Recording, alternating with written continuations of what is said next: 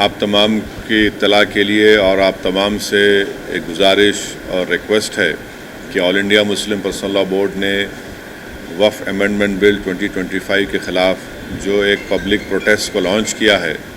اس کے ایک پروگرام کے تحت کل 30 اپریل کے دن شام میں 9 بجے سے 9:15 بجے تک بتی گل کا پروگرام ہے۔ تو میری آپ تمام لوگوں سے درمندانہ اپیل ہے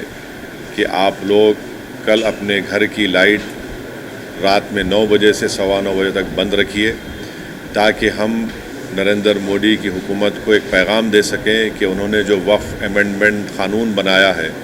وہ بھارت کے سمویدھان اور خاص طور سے فنڈامنٹل رائٹس آرٹیکل 14, 15, 25, 26 کا یہ وائلیشن ہے،